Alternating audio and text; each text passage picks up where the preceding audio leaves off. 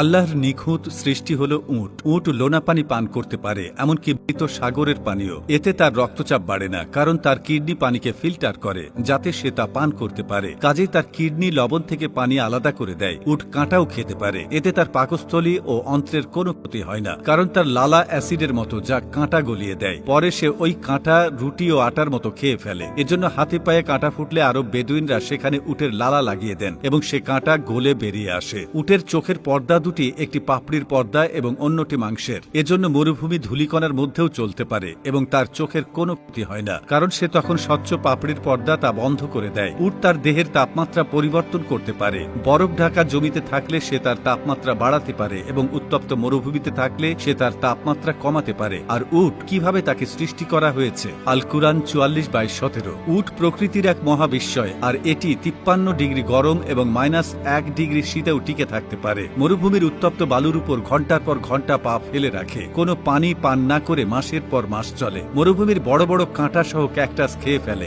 150 KG ওজন পিঠে নিয়ে 100 মাইল হেঁটে পার হয়। উটের মতো এত অসাধারণ ডিজাইনের প্রাণী বিজ্ঞানীদের কাছে এক মহাবিস্ময়। মানুষ সহ বেশিরভাগই স্তন্যপায়ী প্রাণীর দেহে তাপমাত্রা সাধারণত 37 ডিগ্রি সেলসিয়াসের আশেপাশেই হয়ে থাকে। যদি দেহের অভ্যন্তরে তাপমাত্রা বেড়ে 38.5 ডিগ্রি বেশি থাকে, তখন অভ্যন্তরীণ অঙ্গের ক্ষতি হতে থাকে। 40 ডিগ্রির বেশি হয়ে গেলে লিভার, কিডনি, মস্তিষ্ক, খাদ্যতন্ত্রের ব্যাপক ক্ষতি হয়। 41 ডিগ্রি তাপমাত্রায় শরীরের কোষ মরে যেতে শুরু করে। এ কারণেই যখন স্তন্যপায়ী প্রাণীদের অভ্যন্তরীণ তাপমাত্রা স্বাভাবিকের থেকে বেড়ে যায়, তখন শরীর ঘেমে বাড়তি তাপ বের করে দিয়ে তা ঠান্ডা করে দেয়। কিন্তু উটের জন্য এভাবে পানি অপচয় করা বিলাসিতা, কারণ মরুভূমিতে সবচেয়ে দুর্লভ সম্পদ হচ্ছে পানি। এ কারণে উটের শরীরে এক বিশেষ ব্যবস্থা রয়েছে। ভোরবেলা এর শরীরের তাপমাত্রা 34 ডিগ্রি থাকে। তারপর আবহাওয়া যখন প্রচন্ড গরম হয়ে যায়, তখন অভ্যন্তরীণ তাপমাত্রা বেড়ে 41 ডিগ্রি পর্যন্ত উঠে যায়। এরপর থেকে এটি ঘামা শুরু করে। এর আগে পর্যন্ত এটি পানি ধরে রাখে। এভাবে প্রতিদিন উট স্বাভাবিক তাপমাত্রা থেকে প্রচন্ড জ্বরের তাপমাত্রা পর্যন্ত সহ্য করতে পারে। এর শরীরের ভেতরে ব্যবস্থা রাখা আছে যেন তা দিনের পর দিন ভীষণ জ্বর সহ্য করার পরও অভ্যন্তরীণ অঙ্গগুলোর বড় ধরনের ক্ষতি না হয়। উটের রক্ত বিশেষভাবে তৈরি, প্রচুর পরিমাণে পানি ধরে রাখার জন্য।